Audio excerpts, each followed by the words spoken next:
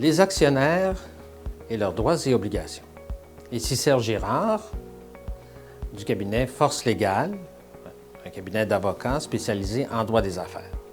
Dans une entreprise incorporée, dans une société par action, un des rôles fondamentaux est celui d'actionnaire. Les actionnaires sont ceux qui possèdent des actions. Les actions sont des titres de propriété dans la société. À proprement parler, un actionnaire n'est pas propriétaire de la société par action, il est propriétaire de ses actions, ses titres de propriété dans la société. En tant qu'actionnaire, on a essentiellement des droits. Les 3 droits fondamentaux sont les suivants. Le droit d'élire les administrateurs de la société. Le droit de recevoir des dividendes. Et à la fin de la vie de l'entreprise, si on décide de la liquider, le droit de partager le résidu une fois qu'on aura liquidé tous les actifs et payé tous les créanciers. Donc, l'actionnaire est d'abord là pour son intérêt personnel. Il n'a pas de devoir envers la société. Son seul devoir est celui de fournir l'apport qui justifie qu'on lui remette des actions. Cet apport peut être un investissement en argent, peut être un investissement avec des biens ou avec du travail. Une fois que l'apport est fait, l'actionnaire n'a pas en soi d'obligation envers la société par action ou envers ses co-actionnaires. On va venir nuancer ce que je viens de dire dans un instant. Si on prend un cas simple, une société par action qui a une seule catégorie d'actions.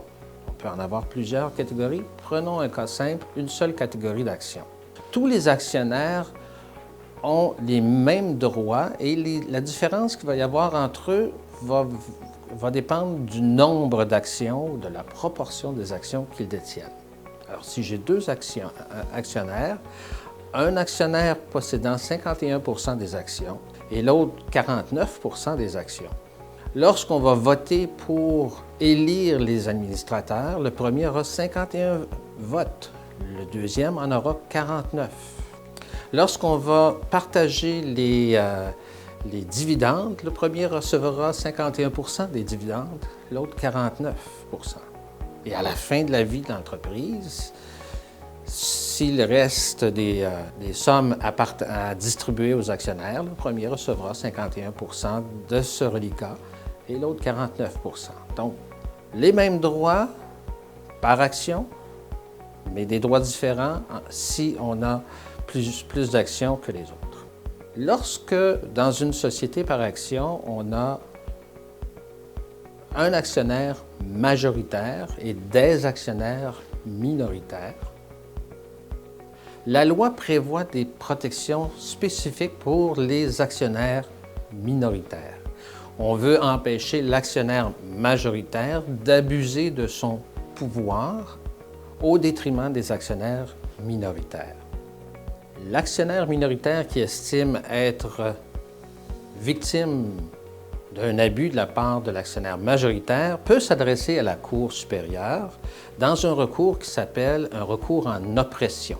Si le tribunal en arrive à la conclusion qu'il y a eu abus de la part de l'actionnaire majoritaire, le tribunal a d'importants pouvoirs pour rendre toutes sortes d'ordonnances pour rééquilibrer le rapport entre l'actionnaire majoritaire et les actionnaires minoritaires. Donc, qu'on soit un actionnaire majoritaire ou minoritaire, il est toujours important de pouvoir compter sur les conseils d'un avocat spécialisé en droit des affaires afin d'éviter les embûches. C'était donc la protection des actionnaires minoritaires. Ici Serge Girard, du cabinet Force Légale, un cabinet d'avocats spécialisé en droit des affaires.